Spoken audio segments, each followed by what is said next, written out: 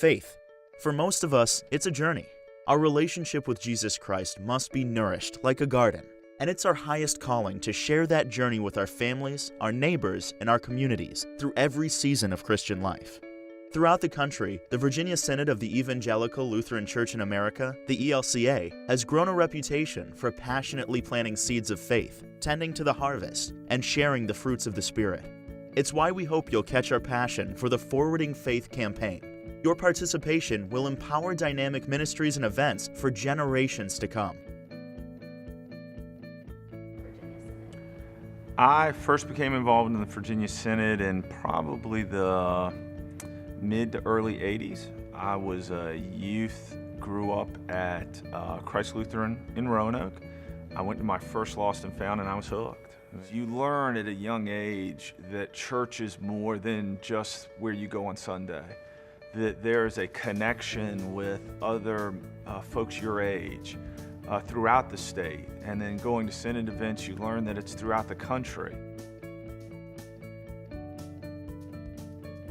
We were discussing Vacation Bible School as our high school, senior high youth. We had not had one the year before. Being at the youth events and seeing how the upbeat and the songs and the music and the dancing, it really gave me kind of the inspiration to get Vacation Bible School started back up in the church.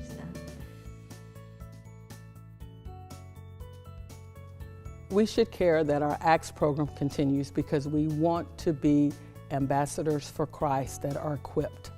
We don't want to have ambassadors that do not know about God's Word or how to get God's words out to others. We want to be ambassadors that are confident and that we know what God's Word says and that we can translate that to others who need to know God's love. We have had a couple of instances where we have had young people come from completely unchurched families. They've come as guests to our events. They go back home, and next thing you know, the whole family is worshiping with the congregation that they came with. One instance I remember is when we had one young person who came back to their congregation, really insisted on being baptized, had not been baptized.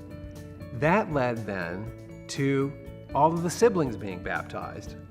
And then next thing you know, the parents want to be baptized. So we had a whole family newly engaged in one of our congregations just because of the experience that one of them had at one of our youth events.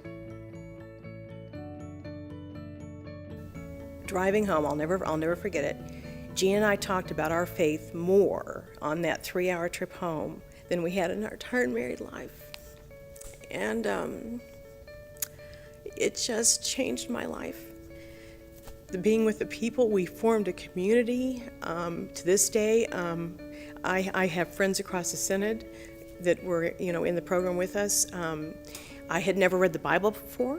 It just opened up to me what I believe God is, who God is, who Jesus is. It changed my life.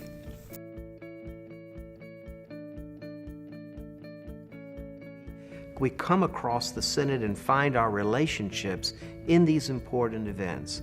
And as financial support rises and falls from year to year, how important that we have this important center to the life of our Synod locked in for the next generation and the next generation to come. Together, we're fulfilling our call to go and make disciples and forward faith. In order to reach our goal of $2.5 million for this endowment and ensure these ministries continue, we're asking you to prayerfully consider how you can lend your time, talent, and treasure to help us forward faith. Visit www.forwardingfaith.org today and learn how you can become more involved. Together, we'll be forwarding faith for generations to come. I'm Jim Mauney, and we're forwarding faith together. Let's do it.